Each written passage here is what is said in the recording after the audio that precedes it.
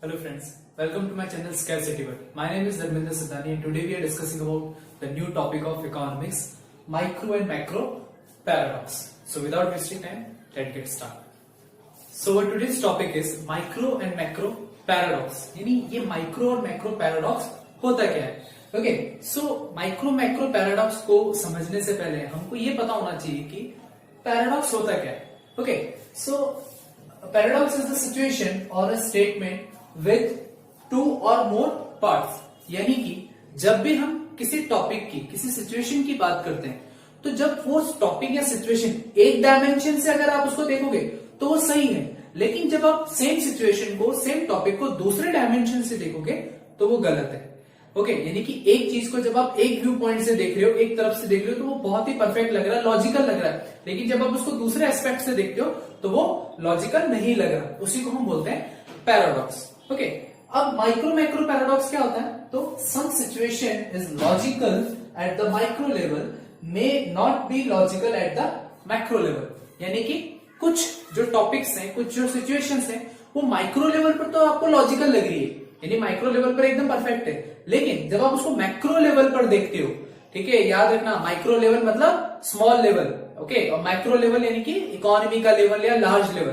तो जब हम उसी चीज को माइक्रो लेवल पर देखते हैं तो वो परफेक्ट है, लॉजिकल है, लेकिन मैक्रो लेवल पर जब आप उसको देखते हो तो वो लॉजिकल नहीं है. ओके, इसी को कहते हैं माइक्रो मैक्रो पैराडॉक्स. अब हम इसको एक एग्जांपल के थ्रू समझते हैं. Okay, like savings. देखो, सेविंग्स में क्या होता है कि जब हम माइक्रो लेवल पर सेविंग करते हैं, जैसे एक इंडिविजुअल पर्सन है, फॉर एग्जांपल अगर मैं मेरी इनकम का कुछ पार्ट सेव कर रहा हूं तो ये बेस्ट है, क्योंकि मैं मेरे फ्यूचर को सिक्योर कर रहा हूं, क्योंकि हम सबका फ्यूचर अनडिसाइडेड है. ओके, अगर मैं मेरी सेविंग्स नहीं करूंगा मैं आज, तो हो सकता है फ्यूचर में मुझे वो प्रॉब्लम्स क्रिएट करें. जैसे अभी आपने देखा लॉकडाउन के टाइम पे हमारी पिछली सेविंग्स ही हमें काम आई.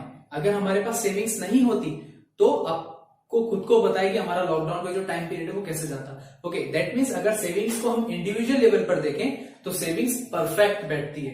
ओके, लेकिन जब वही सेविंग्स अगर मैक्रो लेवल पर सब लोग जो सेविंग्स है वो स्टार्ट कर देंगे तो इससे होगा क्या? अगर सेविंग्स इंक्रीज होगी दैट मीन्स आपका कंजप्शन लेवल डिक्रीज हो रहा है. अगर आपने ज्यादा से ज्यादा सेविंग करी, मान लो मैक्रो में पूरी इकोनॉमी में लोगों ने सेविंग्स को बहुत ज्यादा कर दिया, तो यानी कि लोगों ने खर्चा कम करा, एक्सपेंडिचर कम करा. एक्सपेंडिचर कम होने का मतलब है कि इकोनॉमी में गुड्स एंड सर्विसेज की डिमांड फॉल हो गई है, कोई खरीद ही नहीं रहा. और गुड्स एंड सर्विसेज की डिमांड फॉल होने का मतलब है नेक्स्ट ईयर प्रोडक्शन भी डिक्रीज होना और इससे एम्प्लॉयमेंट भी डिक्रीज होना, जो किसी इकोनॉमी को डिप्रेशन के अंदर डाल देगा. यानी कि वही सीधी सी बात है, जब आप मार्केट पे जाकर गुड्स एंड सर्विसेज परचेज ही नहीं करोगे तो नेक्स्ट ईयर उनका प्रोडक्शन भी नहीं होगा, और जब नेक्स्ट ईयर प्रोडक्शन नहीं होगा तो लोगों को एम्प्लॉयमेंट नहीं मिलेगा और पूरी इकोनॉमी जो है वो बहुत ही डिप्रेशन में चली जाएगी. यानी कि जो इकोनॉमी की ग्रोथ रेट है वो खत्म हो जाएगी और हमारी इकोनॉमी स्टैग्नेंट इकोनॉमी या बैकवर्ड इकोनॉमी में कन्वर्ट हो जाएगी. Okay, so this is micro and macro paradox. यानी सेविंग्स जो है वो माइक्रो लेवल पर क्या है? वर्च्यू, यानी कि माइक्रो लेवल पर सही है, लेकिन वही चीज मैक्रो लेवल पर हमारे लिए क्या है? वाइज है. तो इससे रिलेटेड एक हॉट्स का क्वेश्चन आता है. HOTS means higher order thinking skill का एक क्वेश्चन आता है कि सेविंग्स इज अ वर्च्यू और वाइज. तो यहां पर आपको बताना पड़ता है कि एट माइक्रो लेवल यानी स्मॉल लेवल पे individual start saving then savings is a virtue. यानी कि माइक्रो लेवल पर अगर कोई पर्सन अपनी सेविंग्स कर रहा है मतलब उसके लिए गुण है, वर्च्यू है.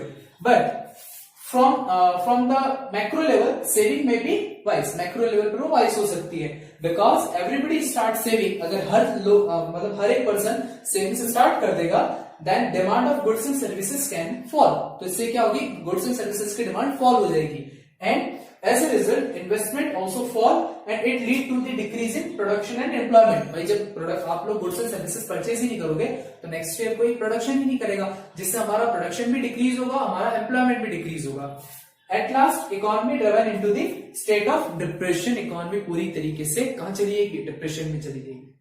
So it micro and macro paradox. आप इसको एक और एग्जांपल के थ्रू भी समझ सकते हो कि आपने देखा होगा कि जब हमें जब रिक्वायरमेंट होती है तो हम बैंक से जाकर क्या करते हैं, हमारा अमाउंट है, हमारा जो पैसा है वो विड्रॉ कराते हैं. ठीक है, तो अगर एक इंडिविजुअल बेसिस पे अगर मैं मेरा अमाउंट विड्रॉ करा रहा हूं तो ये अच्छी चीज है, क्योंकि मेरा ही पैसा मैं उसको यूटिलाइज कर रहा हूं.